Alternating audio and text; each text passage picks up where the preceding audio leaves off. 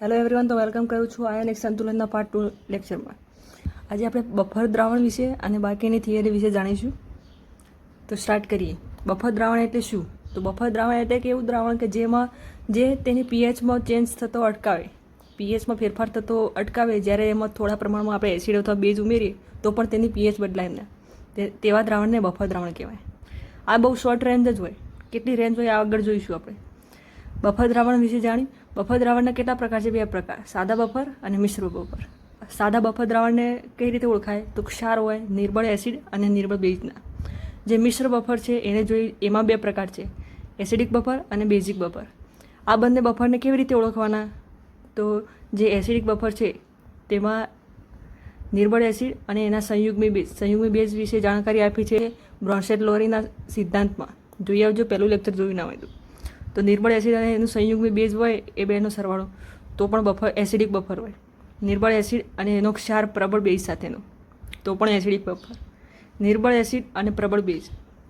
હવે અહીંયા x greater than Y લખ્યું છે, એટલે કે જે નિર્બળ એસિડના મોલ છે અથવા નંબર ઓફ ઇક્વિવેલન્ટ છે તે પ્રબળ એસિડ કરતાં વધારે હોવા જોઈએ.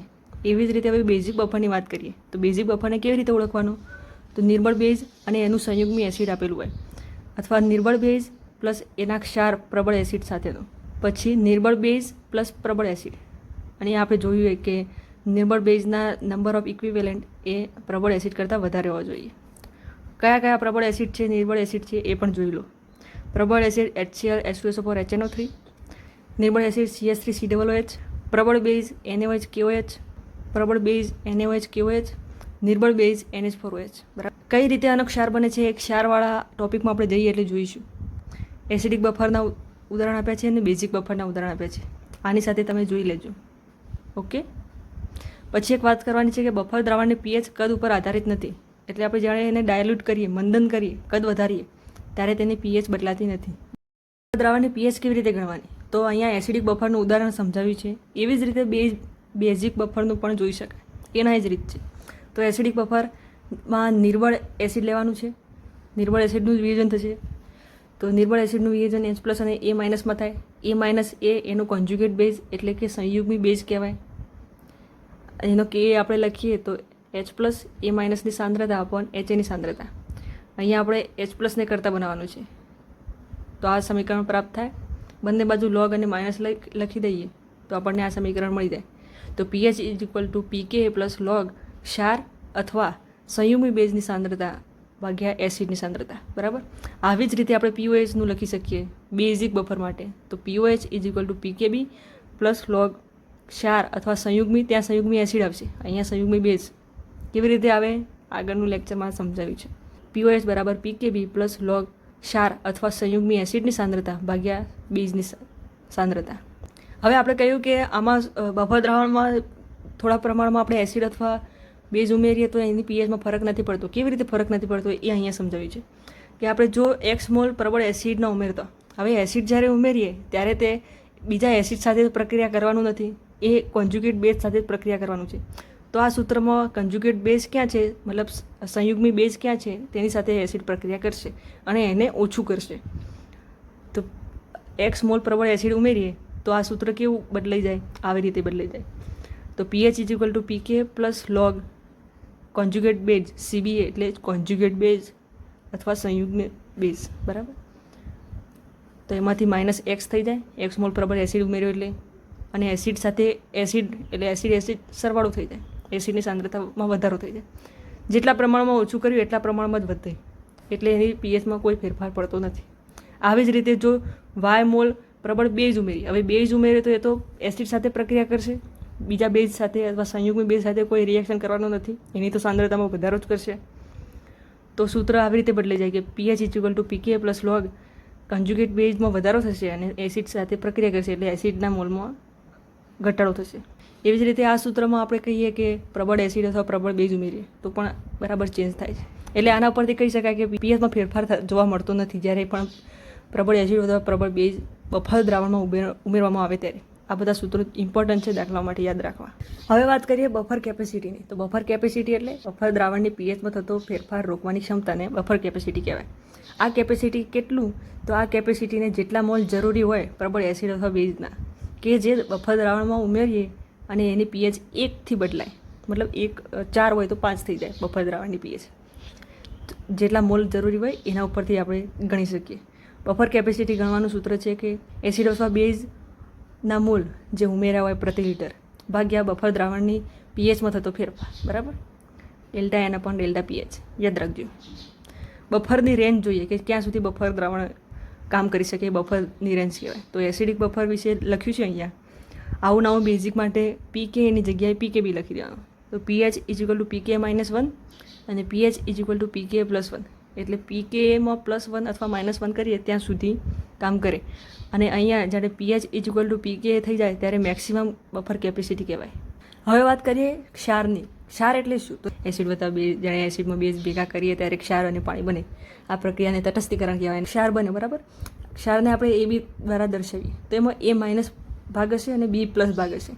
જે પણ માઇનસ ભાગ હશે, મતલબ એનાયનિક ભાગ, એ એસિડમાંથી આવતો હશે, અને જે પણ પોઝિટિવ ભાગ હશે કેટાયનિક, એ બેઝમાંથી આવતો છે. આ યાદ રાખવાનું. તટસ્થીકરણની રિવર્સ પ્રક્રિયા છે હાઇડ્રોલિસિસ. હવે ધારો કે આ A+ છે ક્ષારનું, તો એને પાણીમાં નાખો અને એનું હાઇડ્રોલિસિસ કરીએ તો HA+OH- બને, બરાબર. આને એનાયનિક હાઇડ્રોલિસિસ કહેવાય, કારણ કે માઇનસ ભાગનું હાઇડ્રોલિસિસ કરીએ. હવે ક્ષારના પોઝિટિવ ભાગનું હાઇડ્રોલિસિસ થાય તો BOH+H+ બને, તો કેટાયનિક હાઇડ્રોલિસિસ. ધ્યાન રાખવું કે એસિડિકવાળા ભાગનું હાઇડ્રોલિસિસ કરીએ ત્યારે OH- બને છે અને બેઝિકવાળા ભાગનું હાઇડ્રોલિસિસ કરીએ ત્યારે H+ આયન છૂટું પડે છે. આ છે મોસ્ટ ઇમ્પોર્ટન્ટ સેન્ટેન્સ આ ટોપિકનું, કે નિર્બળ ભાગ ક્ષારનું જે હશે એ જ હાઇડ્રોલિસિસમાં ભાગ લેશે. જે નિર્બળ હોય એનો ભાગ હાઇડ્રોલિસિસ કરશે. તો પ્રબળ એસિડ ને પ્રબળ બેઝનો ક્ષાર હશે તો એનું તો હાઇડ્રોલિસિસ થશે ને, કારણ કે બંને પ્રબળ છે. તો pH = 7 ન્યુટ્રલ થઈ જાય. હવે બીજો ક્ષાર જોઈએ કે નિર્બળ એસિડ વત્તા પ્રબળ બેઝનો ક્ષાર હોય તો જે નિર્બળ કોણ છે? એસિડ. એસિડનું શું હોય? A- છૂટો પડે અને એને એનાયનિક હાઇડ્રોલિસિસમાં ભાગ લે, અને એ વખતે OH- છૂટો પડે એટલે pH > 7. પ્રબળ એસિડને નિર્બળ બેઝનું ક્ષાર હોય તો નિર્બળ કોણ છે? બેઝ. બેઝનો કયો ભાગ હોય? B+, તો કેટાયનિક હાઇડ્રોલિસિસ, અને કયો આયન છૂટો પડે? H+, એટલે pH << 7. હવે બંને નિર્બળ હોય, નિર્બળ એસિડ અને નિર્બળ બેઝ, તો બંનેનું હાઇડ્રોલિસિસ થાય તો કેટાયનિક અને એનાયનિક બંને હાઇડ્રોલિસિસ જોવા મળશે. pH લગભગ 7ની બરાબર 7 આજુબાજુ જોવા મળશે. આ સાદા બફર દ્વારા જોવા મળે અને સાંદ્રતા ઉપર આધાર રાખતું નથી. કેવી રીતે? આગળ આપણે જ્યારે સૂત્ર ડેરાઇવ કરીશું ત્યારે જોઈશું. આ એક્ઝામ્પલ આપ્યા છે કે SaSb એટલે strong acid strong base, SaWb એટલે strong acid weak base, W એટલે વીક અને S એટલે સ્ટ્રોંગ, પ્રબળ અને નિર્બળ એવું આપ્યું છે. અને આ બધાના એક્ઝામ્પલ આપેલા છે, એકવાર જોઈ લેજો. હવે વાત કરીએ કે હાઇડ્રોલિસિસ શું છે. હાઇડ્રોલિસિસ KH એ હાઇડ્રોલિસિસનો અચળાંક છે. Ka એ આયનીકરણ અચળાંક છે એસિડ માટેનો. Kb જોઈએ તો આયનીકરણ અચળાંક બેઝ માટેનો. Kw આયનિક ગુણાકાર પાણીનો, આગળ જોઈ લીધું પેલા લેક્ચરમાં. યાદ કરજો પેલું લેક્ચર, બાકી આ લેક્ચરમાં ખબર નહીં પડે. H, અહીંયા H એ નવું આવ્યું, ડિગ્રી ઓફ હાઇડ્રોલિસિસ. તો ડિગ્રી ઓફ ડિસોસિએશન આલ્ફા યાદ છે? એવો જ એવો અહીંયા ડિગ્રી ઓફ હાઇડ્રોલિસિસ, માત્ર અહીંયા હાઇડ્રોલિસિસ થાય છે ત્યાં વિયોજન થતું હતું. તો H એટલે 1 મોલ ક્ષારમાંથી હાઇડ્રોલિસિસ પામતા અણુઓનો ભાગ, બરાબર. ઉદાહરણ દ્વારા સમજાવ્યું છે કે A- હોય તો HA અને OH- બને. અને ધારો કે આની સાંદ્રતા T = 0 સમયે C છે, અને જ્યારે સંતુલન સ્થપાય ત્યારે આલ્ફા હોત તો C- છૂટો પડત, પણ અહીંયા તો હાઇડ્રોલિસિસ કરવાનું છે એટલે H છૂટો પડે તો CH જેટલો હાઇડ્રોલિસિસ પામે. તો C - CH, તો આ બંને CH બનશે. અને હાઇડ્રોલિસિસ કોન્સ્ટન્ટ લખીએ આપણે તો CH² 1 - H જવાબ આવે. હવે વાત કરીએ કે પ્રબળ એસિડ ને પ્રબળ બેઝનું ક્ષાર, તો એનું હાઇડ્રોલિસિસ જ થતું નથી, તો એનું આગળ કોઈ સૂત્ર બનતું નથી. બીજા ક્ષારની વાત કરીએ તો પ્રબળ બેઝ અને નિર્બળ એસિડનો ક્ષાર. તો નિર્બળ કોણ છે? એ જ ભાગ લેશે હાઇડ્રોલિસિસમાં, તો એનાયનિક હાઇડ્રોલિસિસ થશે pH > 7. આગળ જોઈ લીધું એમને. હવે એને સમીકરણ બનાવીએ આપણે કે A- નો ભાગ છે એ હાઇડ્રોલિસિસ પામે તો HA અને OH- બનાવે, બરાબર. T = 0 સમયે સાંદ્રતા C છે, T = સંતુલન સમયે સાંદ્રતામાંથી CH જેટલો ભાગ હાઇડ્રોલિસિસ પામશે, તો આ બેની સાંદ્રતા CH બનશે. તો આનો KH = CH² 1 - H. હવે અહીંયા ઓસ્વાલના મંદનનો નિયમ લાગુ પાડીશું તો Hના પર્સન્ટેજ H એ <5% છે, એટલે 1 - H ને આપણે 1 ગણી શકીએ. તો KH = CH² જવાબ આવશે. અહીંયાથી Hને કરતાં બનાવો તો √KH/C જવાબ આવે. હવે અહીંયા યાદ રાખવાનું કે જે નિર્બળ હોય તેનો અચળાંક આપણે કે એચ સાથે ગુણીએ તો કે ડબલ્યુ જવાબ આવે. કે એચ ગુણ્યા કે બરાબર કે ડબલ્યુ યાદ રાખવાનું. જે નિર્બળ હોય એને કે એચ વડે ગુણી કાઢવાનો તો બરાબર કે ડબલ્યુ. આ બીજું સેન્ટેન્સ ઇમ્પોર્ટન્ટ છે. તો કે એચની જગ્યાએ આપણે લખી શકીએ કે ડબલ્યુ બાય કે, તો સૂત્ર આવું બદલી જશે. હવે અહીંયા OH માઇનસ બન્યું છે તો OH માઇનસની સાંદ્રતા CH, તો CH લખી દીધી. હવે C અને Hની જગ્યાએ આ કિંમત મૂકી દઈએ આપણે, તો આપણને લાસ્ટમાં આ સૂત્ર મળી જાય કે અંડર રૂટ કે W by k into C. તો PH is equal to 7 plus 1/2 PK plus log C. યાદ રાખવું. નવા ક્ષારની વાત કરીએ, નિર્બળ બેઝ અને પ્રબળ એસિડ. જે નિર્બળ છે તેનું હાઇડ્રોલિસિસ થશે, બેઝમાં કેટાયનિક થાય તો કેટાયનિક હાઇડ્રોલિસિસ pH <7. B પ્લસ લીધો અહીંયા, એનું હાઇડ્રોલિસિસ કર્યું. T બરાબર 0 સમયે સાંદ્રતા C, T બરાબર સંતુલન સમયે સાંદ્રતામાંથી CH જેટલો ભાગ હાઇડ્રોલિસિસ પામશે. તો અહીંયા આની સાંદ્રતા CH, KH લખી દઈએ આનો અચળાંક, તો CH² -1 માઇનસ H. ઓસ્વાલના મંદનનો નિયમ લાગુ પાડીએ તો આ 1 - H ને એક ગણી લઈએ. KH is two CH². Hને કરતાં બનાવો KH under root KH by C. હવે જે કહ્યું હતું એ કે જે નિર્બળ છે એનો ગુણાકાર તમે KH સાથે કરો તો KW મળશે. તો KH ગુણ્યા KB તો KW બરાબર. આ કિંમત અહીંયા મૂકી દીધી. અહીંયા H પ્લસ બને છે કારણ કે, તો H પ્લસની સાંદ્રતા આપણે CH લખી, તો Hની જગ્યાએ આપણે આ કિંમત મૂકી દીધી બરાબર. તો આપણને H પ્લસની સાંદ્રતા બરાબર under route KW upon KB into C. તો PHનું સૂત્ર આપણને મળે છે 7 - 1/2 PKB પ્લસ log C. યાદ રાખજો. હવે વાત કરીએ કે બંને નિર્બળ હોય, નિર્બળ એસિડ અને નિર્બળ બેઝ, તો બંનેનું હાઇડ્રોલિસિસ થશે. તો કેટાયનિક અને એનાયનિક હાઇડ્રોલિસિસ. તો અહીંયા A માઇનસ પણ લખ્યો છે અને B પ્લસ પણ લખ્યું છે. હવે આ બંનેનું હાઇડ્રોલિસિસ કરવાનું છે બરાબર. તો T બરાબર 0 સમયે બંનેની સાંદ્રતા C છે. T બરાબર સંતુલનના સમય આ બંનેમાંથી CH જેટલું હાઇડ્રોલિસિસ થશે. તો C - CH લખી દીધા. આ બંનેની સાંદ્રતા CH લખી દીધી. આ પ્રક્રિયાનું જ્યારે આપણે KH લખીએ ત્યારે તેનો જે જવાબ આવે H² અપોન 1 - H નો હોલ સ્ક્વેર. આ સાંદ્રતાથી સ્વતંત્ર છે. આગળના આપણે જે પ્રબળ બેઝ પ્લસ નિર્બળ એસિડનો ક્ષાર જોયો, નિર્બળ બેઝ પ્લસ પ્રબળ એસિડનો ક્ષાર જોયો, એ બધામાં જ્યારે KHનું સૂત્ર આપણે તારવતા હતા ત્યારે ત્યાં કોન્સન્ટ્રેશન C આ સૂત્રમાં દેખાતી હતી, પણ અહીંયા તે C દેખાતો નથી. એટલે આના PHનું જે સૂત્ર આવશે તે સાંદ્રતાથી સ્વતંત્ર હશે. એ આગળ પણ આપણે જોયું હતું, એ અહીંયા સાબિત થાય. ઓસ્વાલનો મંદનનો નિયમ લાગુ પાડ્યો તો 1 - H ઇઝ ઇક્વલ ટુ લગભગ આપણે લઈ લીધું કે 1 છે. KH is equal to H². તો H is equal to under root KH. હવે કહ્યું હતું શું કહ્યું હતું કે KHની સાથે જે નિર્બળ હોય એ ગુણી કાઢવાનું. અહીંયા તો બંને નિર્બળ છે તો બંનેને ગુણી કાઢો બરાબર KW મળી જાય બરાબર. આ યાદ રાખવાની ટ્રીક છે, આના સિવાય યાદ નહીં રહે.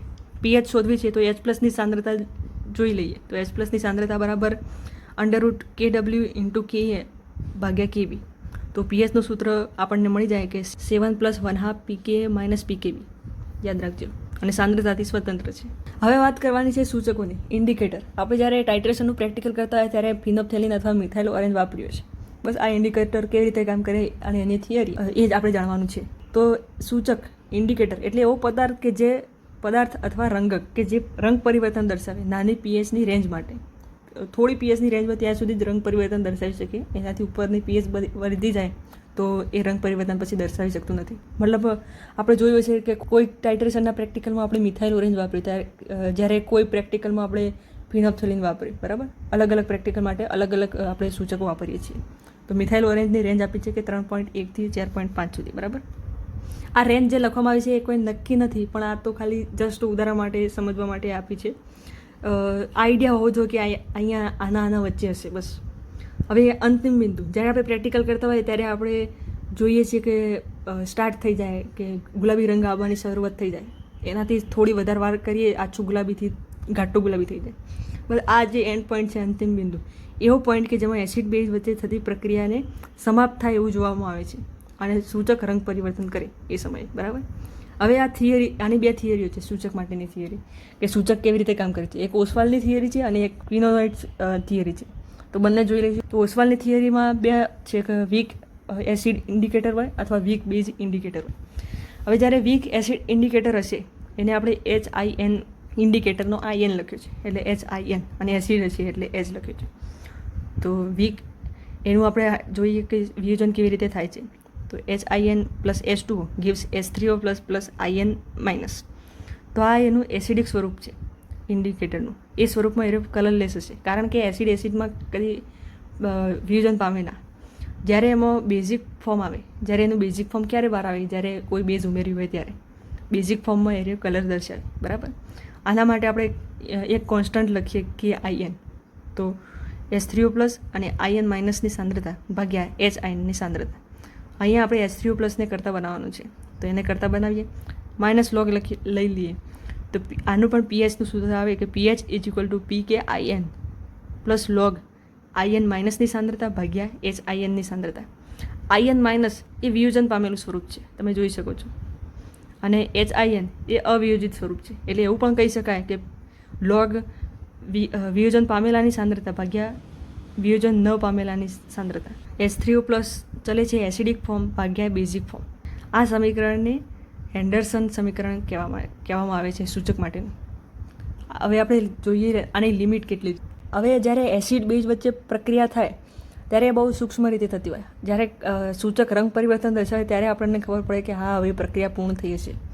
પરંતુ તો એની લિમિટ કેટલી હોય, તો આ લિમિટેશન આપણે જોઈએ તો HIN ભાગ્યા IN માઇનસની સાંદ્રતા એ ગ્રેટર દેન અથવા ઇઝ ઇક્વલ ટુ હોવી જોઈએ 10/1 જેટલી. એ તો કલરલેસના સ્વરૂપ કલરલેસ હોય. ફિનોપ્થેલિનની વાત કરવાની છે અહીંયા સૂચક તરીકે, તો એસિડિક ફોર્મમાં. અને જો એનું આવડું કરી નાખીએ HIN ભાગ્યા INની સાંદ્રતા એ લેસ દેન અથવા ઇઝ ઇક્વલ ટુ હોય 1/10ની, તો એ બેઝિક ફોર્મમાં પિંક કલર બતાવે. ફિનોપ્થેલિન તો જાણીએ જ છીએ, colourless two pink colour. Okay, તો એના ઉપરથી આપણે કહી શકીએ કે તો H3O plus is equal to KIN into 10. હવે આનો માઇનસ લોગ વડે ગુણી કાઢીએ તો pH is equal to pKIN plus 1. આ બેઝિક ફોર્મ માટે વિચારીએ તો H3O plus is equal to KIN 1/10. તો pH is equal to pKIN minus 1. તો pH is equal to pKIN plus or minus 1. આ સૂચક માટેની pHની રેન્જ દર્શાવે છે. આપણે જોયું ને મિથાઇલ ઓરેન્જ 3.1 થી 4.5 સુધી દર્શાવે એવી રેન્જ. હવે જો આવી રીતે વીક બેઝ ઇન્ડિકેટરનું ધ્યાન રાખીએ તો બેઝ માટે OH માઇનસ આવે તો IN OH માઇનસ. તો એનું વિયોજન દર્શાવીએ તો IN OH gives IN plus OH minus. બરાબર. આને પણ આપણે આગળ જેમ એસિડ ઇન્ડિકેટર માટે જે સૂત્ર તારવ્યું એવી રીતે તારવીએ તો POH is equal to pKIN plus log IN માઇનસની સાંદ્રતા ભાગ્યા IN OHની સાંદ્રતા. બરાબર. ઇન્ડિકેટરનો કલર આધાર રાખે છે વિયોજિત અને અવિયોજિત આયનના ગુણોત્તર ઉપર. એ તો સૂત્ર ઉપર પણ આપણે જોઈ શકીએ છીએ. ફિનોપ્થેલિનની વાત કરીએ, વીક એસિડ છે. HPH વડે દર્શાવીએ તો પહેલાં તો કલરલેસ હોય, અને જ્યારે એનું વિયોજન થાય ત્યારે H પ્લસ અને pH માઇનસમાં છૂટું પડે. આ pH માઇનસ એનું સંયુગ્મી બેઝ કહેવાય અને એ કલરવાળું છે, પિંક કલર. ઓકે, બેઝિક માધ્યમ હોય ત્યારે એ કલર દર્શાવે. HPH plus OH minus gives H2O plus pH minus ion છૂટું પડે એટલે એ કલર દર્શાવે. આને જો એસિડમાં નાખીએ તો કલર દર્શાવતું નથી, કારણ કે આ H પ્લસ આપે એના કરતાં જે એસિડ છે એ H પ્લસ આપી દે એટલે કોમન આયન ઇફેક્ટ લાગે અને પ્રક્રિયા રિવર્સ જાય અને કલરલેસનું કલરલેસ થઈ જાય. આનું વિયોજન થતું નથી એસિડમાં નાખવાથી. એવી રીતે મિથાઇલ ઓરેન્જની વાત કરીએ. મિથાઇલ ઓરેન્જ એ વીક બેઝ છે, વીક બેઝ ઇન્ડિકેટર છે. આ weak acid weak base indicator છે આ બંને. તો મિથાઇલ ઓરેન્જ MEOH તો Me પ્લસ અને OH માઇનસમાં છૂટું પડે. યલો કલરનું હોય MEOH, અને જ્યારે એ Me પ્લસ દર્શાવે ત્યારે એ રેડ કલરનું હોય. બરાબર. જ્યારે આને બેઝમાં નાખીએ ત્યારે એ યલો કલરનું જ રહે, કારણ કે જે બેઝ હોય તે OH માઇનસ છૂટો પાડે અને આને છૂટું પાડવા દે ના, આનું વિયોજન થાય ના, કોમન આયન ઇફેક્ટ લાગે એટલે. તો આ યલો કલરનો યલો કલર જ રહે. પણ જ્યારે આને એસિડમાં નાખવામાં આવે ત્યારે આ Me પ્લસ અને OH માઇનસમાં વિયોજન પામે અને Me પ્લસ એ લાલ કલર દર્શાવે. હવે સૂચકો માટેની બીજી થિયરીની વાત કરીએ, સસ્પંદન થિયરી, ક્વિનોનોઇડ થિયરી. આ થિયરી પ્રમાણે એસિડ બેઝ સૂચકો એ બે ટોટોમેરિક અવસ્થામાં હોય છે, એક એસિડિક માધ્યમમાં અને એક બેઝિક માધ્યમમાં. આ ક્યારે જોવા મળે? જ્યારે તમે ઇન્ડિકેટરને ઓર્ગેનિક વોલ્યુમેટ્રિક ટાઇટ્રેશનમાં યુઝ કરો ત્યારે. તો ફિનોપ્થેલિનનું ઉદાહરણ અહીંયા પણ લીધું છે. આ ફિનોપ્થેલિનનું સ્ટ્રક્ચર છે. આ એસિડિક માધ્યમમાં કલરલેસ હોય. બરાબર. એ તો આગળ આપણે જોયું. હવે બેઝિક માધ્યમ આપીએ આને તો અહીંયા ટોટોમેરિક સ્વરૂપ જોવા મળે છે. આ જોઈ શકો છો તમે.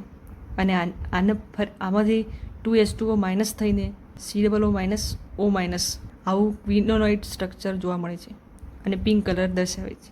બસ આ જ થિયરી છે. અહીંયા તમને indicator, any pH range, colour of acidic solution એટલે એસિડમાં નાખીએ તો કેવું, અને કલર ઓફ બેઝિક સોલ્યુશન એટલે બેઝમાં નાખીએ તો કેવો કલર દર્શાવે, આ આપ્યું છે. આ રેન્જને ગોખી નથી નાખવાની, ખાલી યાદ રાખવાની છે કે આના વચ્ચે હશે આ. તો મિથાઇલ ઓરેન્જ છે, methyl red, phenolphthalein, phenol red, બરાબર. આ બધા આપણે ગમે તે પ્રેક્ટિકલમાં વાપરેલા જ છે. તો અહીંયા આ આયોનિક સંતુલન ચેપ્ટરની થિયરી બધી કમ્પ્લીટ થાય છે. હવે વાત કરીએ દાખલાઓની. તો દાખલાઓ આ ચેપ્ટરમાંથી આવવાની શક્યતા પૂરેપૂરી છે. તો દાખલાઓ માટે એક અલગ વિડીયો ઇમ્પોર્ટન્ટ ક્વેશ્ચન તરીકે લાવવામાં આવશે, કારણ કે અહીંયા જો આપણે ઉતાવળથી દાખલા જોઈશું તો બધું મિક્સ થઈ જશે, કારણ કે આના સૂત્રો બહુ કોમ્પ્લિકેટેડ છે, મતલબ એક જેવા સૂત્રો વધારે છે. તો મળીએ આપણે નવા વિડીયોમાં. તો થેન્ક યુ વેરી મચ.